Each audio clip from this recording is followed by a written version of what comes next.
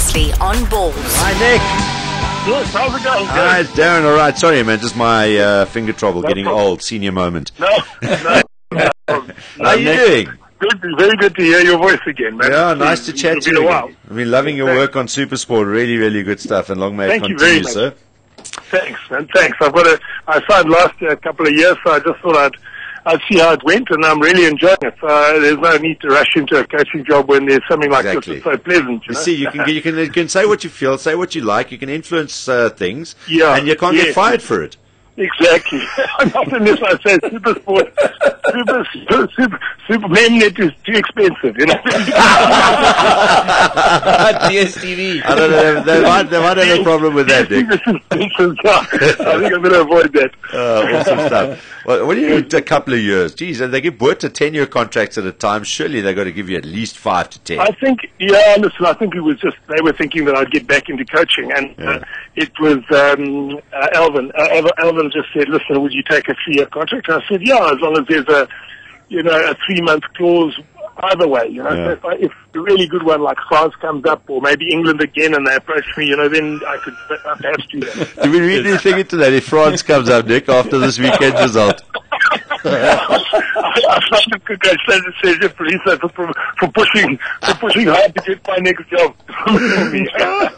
Now listen, I was thinking about you going, you must be pulling your hair out, because I mean that side that you had, they showed so much promise, and they were on the verge of doing something, and then now suddenly they go and knock over the French. I mean, I could not believe it. We know what the French are like. I mean, but I was like, what? Yeah, I think, listen, we've got to give Jacques Brunel a lot of credit, because he came, and when he arrived, he said, listen, you know, he's got a lot of respect for the way that Italian rugby is competitive. You know, they're in the fight all the time, but he had a different. He said, you know, we ought to go for break. We've got to have an opportunity to play with the ball in hand, because it's no good just tackling all the time. We've got to actually see opposition tackle, and this was a perfect game for them. I mean, they really, number 10, old Luciano Orquera, you know, he was my number 10, but gets injured a lot because he's a very, very small guy. And unfortunately in the World Cup, he got injured in our game against Ireland. Half time he had to go off, but he's a really good player, and he had an absolute blinder. And you know, both involved in both tries and kicking the drop goal, and kept the ball in hand beautifully, you know. So it was just a great performance. And I mean, that must have made you proud. But the other thing that I saw, which I thought was really cool, and it just sets up, it's such a nice springboard now from where they are to go further, is the fact there was 65,000 people packed into that Olympic Stadium. So, you know, in a soccer-mad country, to have that in a stadium like that for their rugby team, it's got to tell you that the game is growing there and it's doing good things. Yeah, it really has. It's you know, it was starting, it was bubbling over. When I started over there, they were getting 17,000 at the Stadio Flaminio. And by the time I finished, 35,000 tickets were sold out 3 months beforehand. Yeah, and it's a really great place to go if you are an English or a Welsh or Irish supporter. You know, Rome in spring, in February, the weather's starting to get really pleasant, so you can watch a game and it's sunshine and 20 degrees. It's really lekker, you know. So not only do the Italians, have they not taken to it, but also the opponents. That 5,000 Frenchmen were there at least this last weekend, if not more. So I think it's really now developed as a top destination in the Six Nations calendar. And the Italians, just to give you an example, we played the All Blacks at the Milan Stadium, the San Siro Stadium in Milan, which is shared obviously by the two soccer teams there, AC Milan and Inter Milan.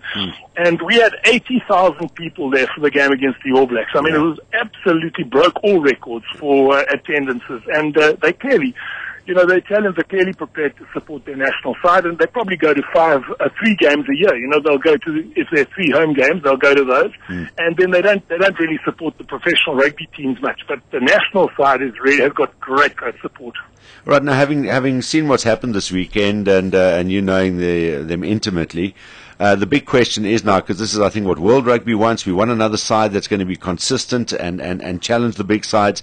Do you see them sustaining this now? Well, this is a good team, and it's a side which is very experienced, especially in the forwards, and and they're just peaking. I reckon this year and next year will be 2 very good years. Sergio Parisse is a great captain. You've got Castro Giovanni, probably one of the best tight heads in the world. Alessandro Zanni and Giraldini, the hooker. Zanni, the blindside flank, is a fantastic rugby player as well. And then they've managed to introduce some youngsters, Benvenuti the centre, and they've got Gori the scrum half who were playing, but they were very young when I introduced them. They were just under 20, and they've just had a couple more years, and they're very talented. So I think this is going to give them. Before they could always produce a great performance against maybe Scotland, and then, then if they played away the next weekend against France or England, then they'd end up by getting, beaten by 20 or 30 points. Yeah. And I think this is probably going to change. I think I saw it changing already in my last year. We had 4 very close games, and we just came unstuck against England when I had a couple of injuries, and they really played very well that day. But all the other 4 games were very competitive, and we managed to beat France in that my last year. And this year they've got Scotland away, which is very winnable. And then they've beaten them more often than Scotland have beaten them anyway in Six Nations. I think they're sitting now with that the last 2 times. We've played, or last 3 times, I think we played Scotland in Rome, we've won. And both games away have been less than 10 points, so a loss. So, and they've beaten Scotland away. Their only win has been a win against Scotland away. So, this weekend is a great opportunity. And then they've got Wales and Ireland at home. And I think Wales are looking a little bit dicey at the moment. They're playing this. Yeah, playing a sort of multi-phase game, rugby game, but not with a tremendous. They don't appear to have a lot of conviction in what they're doing, and they don't close out games well. So, an unconfident Wales team is a game that they could win as well. So imagine if they win 3 out of the 5. I mean, it'll be a startling, turnaround for a team that usually comes in the bottom 2. Yeah, I mean, they could be there challenging, which is amazing stuff. And also, the other thing it does from our point of view is puts a new perspective for those people who might have thought, he's just going to have a little bit of a warm-up cakewalk against his sides coming here for that new tournament. But that'll put a new complexion on it. I mean, I don't think anyone's expecting them to beat the Springboks, but competitive-wise, it's going to be a challenge. Very much so. I remember when we came out in the year before the World Cup, we had one really good game, and then we got stopped in the second game. But the first one was, I think, 29-16 or 29-13, I think it was, at Witbank. And we actually held the Boks to 3 tries to 1, and we all just missed a try in the last minute of the game, which would have made it even more flattering, the score. So I think these guys have just, they're developing so much experience because, as I mentioned on Saturday, I actually did a call-in with SuperSport, and the team hardly ever changes. It's the same guys that are just improving, each year and getting better. And the experience that a guy like Zanni, Giraldini, these youngsters, Sergio Parisse as captain, the experience that they're getting now, they're all up there over 50 to 100 caps, So they're going to come out and play in South Africa. I don't think they will expect to beat the Springboks, but our last couple of tours when we went overseas, we